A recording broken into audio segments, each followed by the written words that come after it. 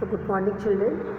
Here I am just telling you about the topic judiciary. So in the previous video I told you about the requirement, the necessity of the judiciary in the country, and today I am going to tell you about the Supreme Court and its composition. So listen carefully children. As I told you in the previous video, we have a single integrated judicial system in India, and under this system Supreme Court is the apex court and all other courts, for example the high courts in the states and district courts, they are under the Supreme Court, and together all these courts they form a single integrated judicial system in the country. Means Supreme Court, High Court, district courts and other courts together they form the single integrated judicial system in the country, and all these courts they interpret the same laws which are made by the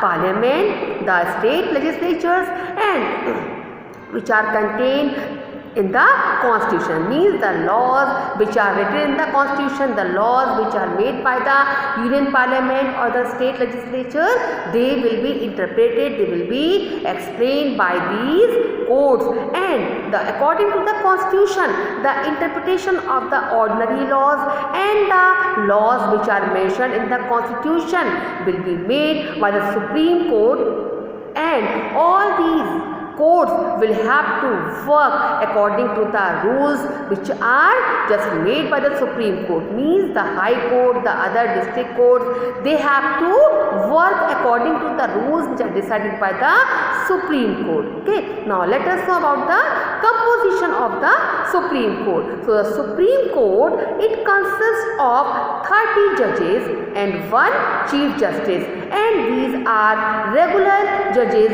and their number is fixed. Now children, let me tell you about the qualifications. Means if a person want to become a judge in the Supreme Court, then what qualifications are required for him or her. So a person who is willing to become the judge of Supreme Court, so he or she must have been a judge of 1 or more High Court for 5 successive years, or the person must be an advocate of 1 or more High Courts for 10 successive years, or the person must be a distinguished jurist in the opinion of the President. So these are the qualifications which are decided by the Constitution for becoming the judge of the Supreme Court. Now children, let me tell you about the appointment of the judges in the Supreme Court.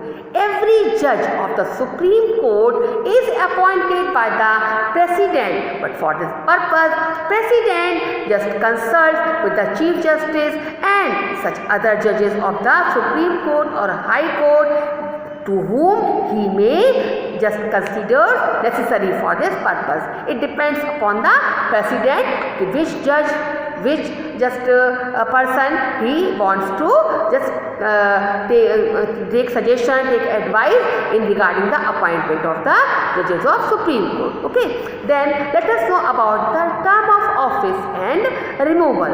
And one more thing, important thing I want to tell you here, at present the Chief Justice of India, Chief Justice of Supreme Court is Mr. Sharad Arvind Bobde. He is the Chief Justice of India. So let us know about the term of office and his removal. So a judge of the Supreme Court, including the Chief Justice, he remains in the office until he attains the age of 65 years. Means till the attainment of the age of 65 years, a judge of Supreme Court, including Chief Justice, can work. A judge, but apart from it, a judge may resign to the President if he doesn't find capable to work. He may but at the same time the judge may also be removed from his office by the president through impeachment process on the grounds of proven misbehavior